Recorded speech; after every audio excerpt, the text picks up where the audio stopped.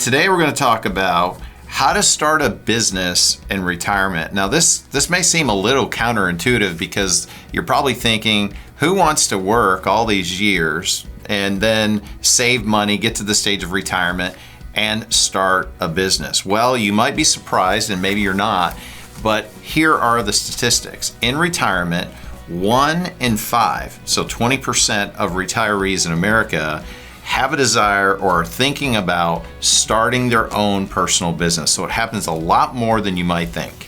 Well, and I think there's a lot of reasons behind why that might be. The main one is most likely that we're more active. Yeah. Today's generation is way more active than the one before the current generation that's retiring. And so it's no longer just retiring, sitting on the front porch with a glass of sweet tea, rocking back and forth till we have a heart attack and die. We're actually living longer and we're more active and we want to do more. And so, we talked a little bit before we got started, and a lot of folks, they retire and they get into golf. Mm-hmm. And they want to golf and they enjoy that until they realize that that they don't enjoy golf or they really suck at golf and they're not very good at it, so they need to go find another hobby. But to your point, John, Harvard Business Review found more middle-aged and older Americans are wanting to start up businesses really ever than in history, ever than before. Well, and it's not so much about making money. I mean, obviously, if you're in business, right, you want to turn a profit. But for some people, it's things that they've always wanted to do, right? And so they just didn't have the time to do it. Now they have the time to do it. They have the money to do it. And they're going to kind of build this business around some sector that they always wanted to be involved in. Maybe it's gardening, or they become a master gardener and they teach classes. I've seen that happen. So it's just something they typically have passion for that's really not about the money. And then we have some people who start businesses that are even more financially successful in retirement than they were in their working years.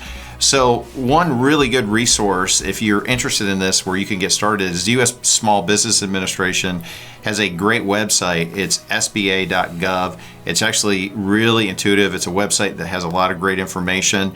So what we're going to talk about through the rest of this segment is some tips that if you are one of these people, again, which is 20% of retirees in America, that is considering starting a new business, here's some simple steps that we think that you need to take. So the first one, Dan, is you want to conduct some market research. Right, you want to see if there's an actual opportunity to turn your idea into a successful business. And to your point earlier, it's not about turning this business into $1 million company. It's just about going out, doing something you love, that you're passionate about, and you can actually make a little bit of money doing it as well, and you have the free time.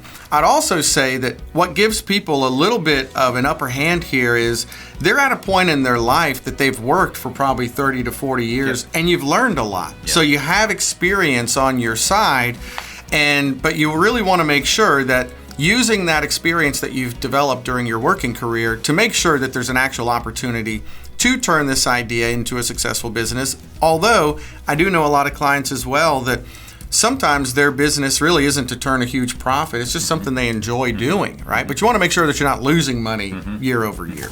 Well, that's why it's important as a second step, or really probably even a first step along with researching the market, is you actually want to write a business plan. You want to have a well thought out business plan. If you do market research and you see a need that you can invest some money into a business, you want to have a business plan as to how you're going to do that. We have that in our business, and we update that constantly.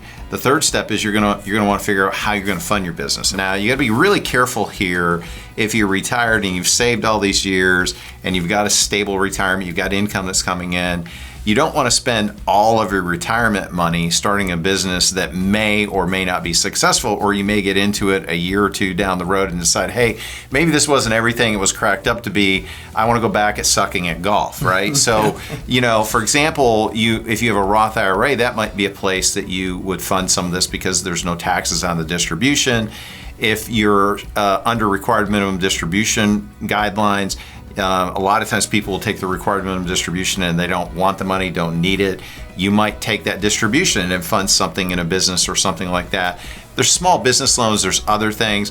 You also want to be careful not to get so over levered because you saved your entire life to get to this point to not take a bunch of risk, in my opinion. But you got to be careful how you do fund it and making sure that you're not spending more of your retirement funds than you can really afford to spend. Dan, I think an important thing is what are you going to name your business?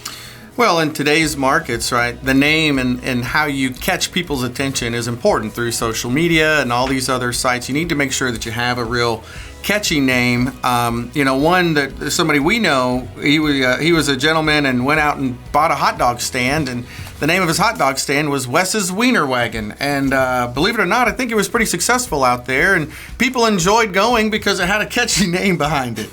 And so anyway, name your business in all seriousness. Make sure that it's relevant to what you do, and it is going to grab people's attention because that is important, and that name recognition does matter.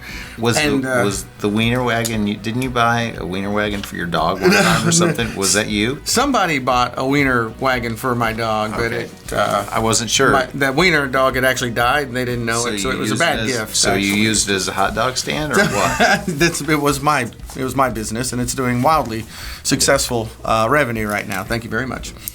So name your business and then get a federal and state tax ID.